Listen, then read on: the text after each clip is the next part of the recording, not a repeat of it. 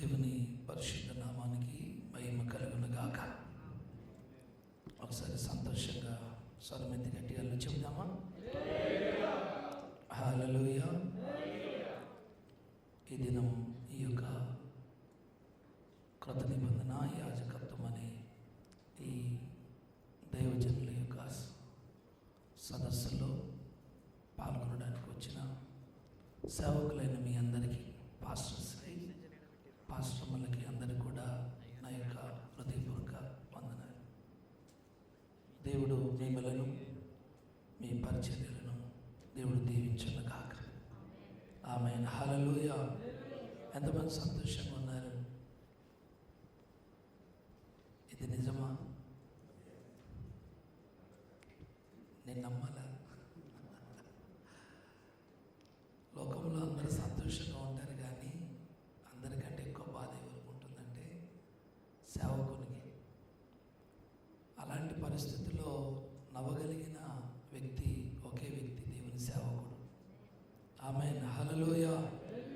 చాలా సంతోషం ఈ విధంగా మీ మధ్యలో పరిచర్య చేయడానికి ప్రభు ఇచ్చిన ఈ మంచి సమయాన్ని బట్టి మొదటిగా ప్రభుని నేను స్తుతిస్తూ తన ప్రేమతో ఆహ్వానించిన దైవజనులు పాస్టర్ గారికి, పాస్టర్ గారికి, సంఘ బిడ్డలకు నా యొక్క హృదయపూర్వక వందనాలు తెలియజేస్తున్నాం.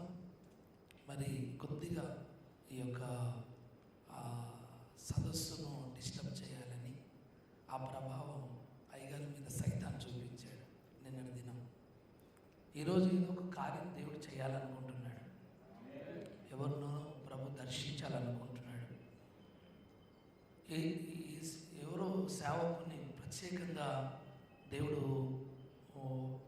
కొంతమందిని ఉద్దేశించి ఆయన మాట్లాడాలని ఆయన ఒక తీర్మానం చేసుకున్నాడు. కనుక ఈ కార్యక్రమం జరగకుండా కొద్దిగా డిస్టర్బ్ చేయాలి అని చెప్పి కొద్దిగా నిన్నటి దినం దైవజనులకు చిన్న యాక్సిడెంట్, పెద్దదే కానీ చిన్న గాయంతో దేవుడు వారిని తప్పించారు. మీరు ఆ దైవజనుల కోసం మీరు ప్రార్థన చేయాలి. ఆమేన్. హల్లెలూయా. దేవునికి స్తోత్రం. వారిని దేవుడు బలపరిచి, నేను నమ్ముతున్నాను దీని తర్వాత వారికి ఒక ప్రత్యేకమైన కోణంలో సేవ ప్రమోట్ చేయబడుతుందని. హల్లెలూయా. నేను నమ్ముతున్నాను. ఆల్రెడీ ప్రభు నాకు దాన్ని బయలుపరిచాడు. ఆ విధంగానే ప్రభు వారిని నడిపించును గాక. బైబిల్లో జరిగిన ఒక సంఘటన మరి మీ ముందుకు నేను తీసుకుని వస్తాను. నేను ఇప్పటికీ నిర్మల్ వదిలిపెట్టి 10 రోజులు అవుతుంది. ఈరోజు రాత్రి బయలుదేరాలి. రేపు మా దగ్గర సభలు, తర్వాత సేవకుల సదస్సులు, పాస్టర్ సురేష్ బాబు గారు వస్తున్నారు, అక్కడికి వెళ్ళాలి.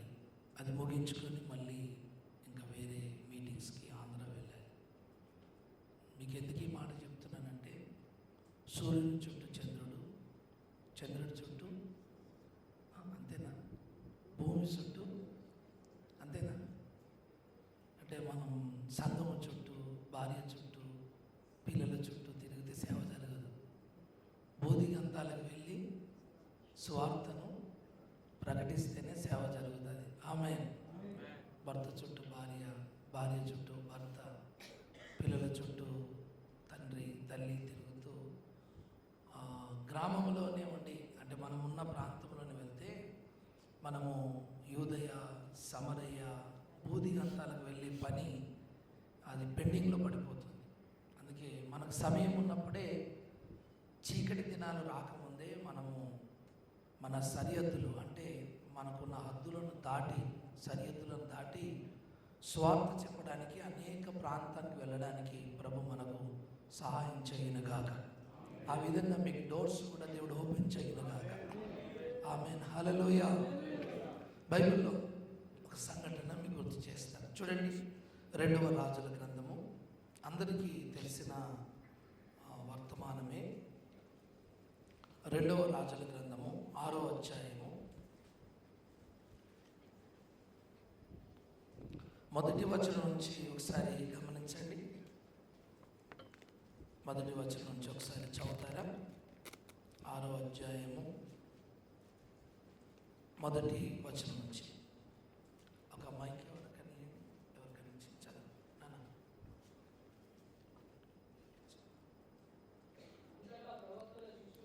గమనించండి, వాక్యాన్ని గమనించండి. అంతటా ప్రవక్తల శిష్యులు ఎలీషా యొద్దకు వచ్చి ఇదిగో నీ యొద్ద మాకున్న స్థలము ఇరుకుగానున్నది, ఇదిగో నీ యొద్ద మాకున్న స్థలము ఇరుకుగా ఉన్నది. నీ సెలవైతే మేము యోర్దాను నదికి పోయి తల యొక్క మ్రాను అచ్చట నుండి తెచ్చుకొని మరి యొక్క చోట నివాసము కట్టుకొందుమని మనవి చేయగా అతడు వెళ్ళుడని ప్రత్యుత్తరం ఇచ్చాను. ఒకడు దయచేసి నీ దాసులమైన మాతో కూడా నీవు రావాలని కోరగా అతడు నేను వచ్చేదనని చెప్పి వారితో కూడా పోయాను. వారు యోర్దానుకు వచ్చి మ్రానులు నరుకుచుండరి. ఒకడు దూలము నరుకుచున్నప్పుడు గొడ్డలి ఊడి నీటిలో పడిపోగా వాడు, అయ్యా నా ఏలినవాడ, అది ఎరువు తెచ్చినదని మొరపెట్టెను. గనుక ఆ దైవజనుడు అదెక్కడ పడెనని అడిగాను. వాడు అతనికి ఆ స్థలమును చూపించగా అతడు కొమ్మ ఒకటి నరికి నీళ్లలో వేయగా గొడ్డలి తేలెను. చాలు. దేవునికి స్తోత్రం. సేవకులమైన మనకు ఈ వర్తమానం పెద్ద మర్మంతో కూడింది కాదు. కానీ ఎందుకో ఈ సేవకుల సదస్సులో దీని గురించి దేవుడు మాట్లాడాలని ప్రభు చెప్పాడు. ఇక్కడ ఒక ప్రవక్తల సమూహం లేక సేవకుల సమూహం, శిష్యుల సమూహం ఇక్కడ కనిపిస్తుంది. వారు ఎంతమంది ఉన్నారు అనే సంఖ్యను కాస్త పక్కన పెడితే 100 మంది ఉన్నారా, 200 మంది ఉన్నారా, 300 మంది ఉన్నారా, 500 మంది ఉన్నారా, 50 మంది ఉన్నారా, ఆ సంఖ్యను అలా మనం పక్కన పెడితే ఇక్కడ ఒక ప్రవక్తల సమూహం ఉంది. ఆ సమూహము ద్వారా జరిగిన పరిచర్య, ఆ సమూహం యొక్క ఆలోచన, ఆ సమూహం యొక్క ఉద్దేశాలు, ఆ సమూహం యొక్క ప్రణాళికలు ఇక్కడ ఈ 2వ రాజులు 6వ అధ్యాయము మొదటి 10 వచనాల్లో మనము గమనిస్తాం. చూడండి, ఆ ప్రవక్తల శిష్యులు, ఆ సమూహం వారందరూ కూడా ఒక స్థలములో ఉన్నారు.